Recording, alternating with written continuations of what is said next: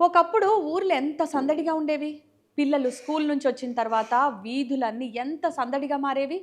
పిల్లలందరూ కలిసి ఎన్ని ఆటలు ఆడేవారు. దాగుడు మూతలు, ఖోఖో, కబడ్డీ, కర్రాబిళ్ళ, ఒకటా రెండా ఎన్నెన్ని ఆటలు. ఈ ఆటలతోనే చిన్న పిల్లలు ఎన్నో నేర్చుకునేవాళ్ళు. ఫ్రెండ్షిప్ పెరిగేది. ఇచ్చిపుచ్చుకునే ధోరణి కూడా అలవాటయ్యేది. ఓటమి పాఠాలు నేర్పేది. గెలుపు ఆత్మవిశ్వాసాన్ని పెంచేది. మరి ఇప్పుడు అన్నీ మాయమయ్యాయి. బాల్యం బందీ అయిపోయింది. మొబైల్ అనే జైలుకే అంకితం అయిపోయింది. ఎవరి చేతిలో చూసినా ఫోన్స్, ఎవరిని కదిలించినా రీల్సే. పిల్లలు తినాలన్నా ఫోన్, స్కూల్ నుంచి వచ్చిన తర్వాత అయినా ఫోన్. 2-3 ఏళ్ల నుంచి మొదలు పెడితే దాదాపు అన్ని ఏజ్ల వ్యక్తుల చేతుల్లో ఫోన్.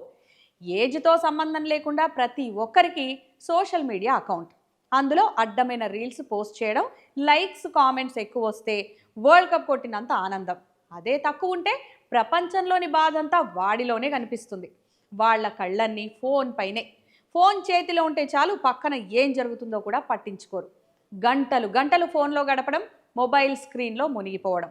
ఆ వెలుతురు వల్ల కూడా ఎన్నో అనర్థాలు జరుగుతున్నాయి. కళ్ళు ఒళ్ళు రెండూ పాడైపోతున్నాయి. పైగా మానసిక సమస్యలు. ఈ దరిద్రాలన్నింటికీ చెక్ పెట్టేందుకే ఆస్ట్రేలియా ఒక అద్భుతమైన డెసిషన్ తీసుకుంది. 16 ఏళ్లలోపు పిల్లలు సోషల్ మీడియా వాడటాన్ని బ్యాన్ చేసింది. ఈ ఏడాది డిసెంబర్ నుంచి అమల్లోకి రానుంది ఇది.